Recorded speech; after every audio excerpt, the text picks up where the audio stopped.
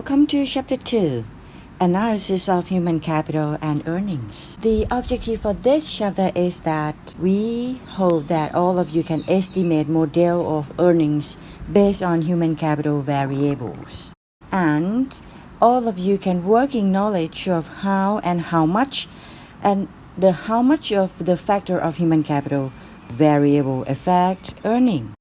The topics, we have 4 topics. Number 1 is definition of human resources. Second is concept of human capital. And the third is factor effect earnings. And fourth, how much to enhance human capital. Definition of human resource or human capital. This is a little bit of different. Human resource is human, right? But human capital is some knowledge, some skill embedded in the human. Firstly, we're going to understand the definition of human resource. We know that the resource in terms of economics, we separate in 4 parts. Number 1 is labor, entrepreneur, land, and capital, right? Remember, we have 4. The labor, we can measure or value the labor in terms of wage, while entrepreneur, they have invest in their business and then they return the total revenue deduct by the cost we call profit.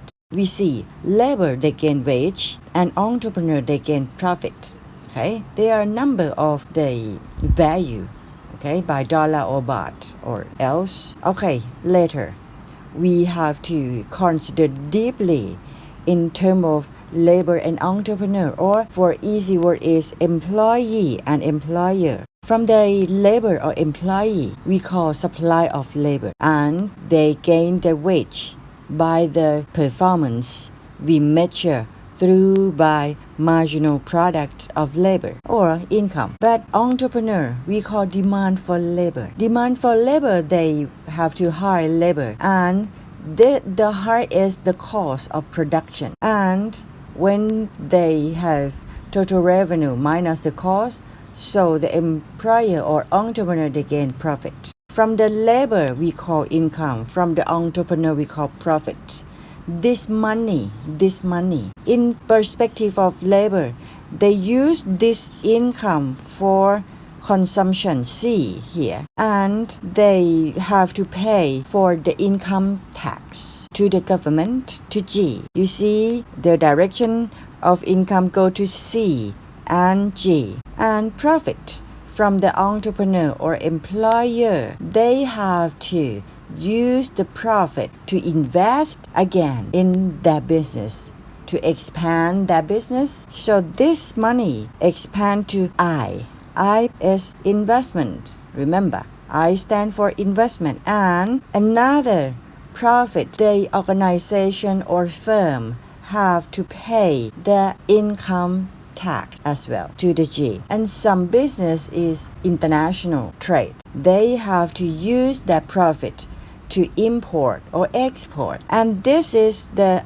C, I, G, X, M. This all factor affect gross domestic product. C, very important, right? While labor and entrepreneur, they do the work, but this is a micro level affect macro level. This cycle show the flow of the money and the flow of goods and service in goods market and flow of input market. Firstly, we consider the commodity market because very easy and you're familiar with this in microeconomics. Commodity market. This commodity market, they have labor that they have to pay their time allocation to produce commodity, right? Commodity and service. When they have their performance, when they do the working, we call the measure of the labor can measure through by marginal product of labor here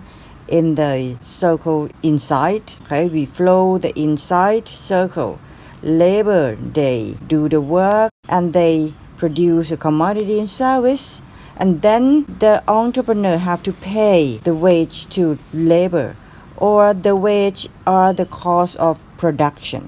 This is the outside circle. And at the outside below, the labor when they obtain the wage or get the wage, they have to pay for expenditure to buy some goods and services to the entrepreneur. This money, this expenditure could be as a revenue of entrepreneur or the firm.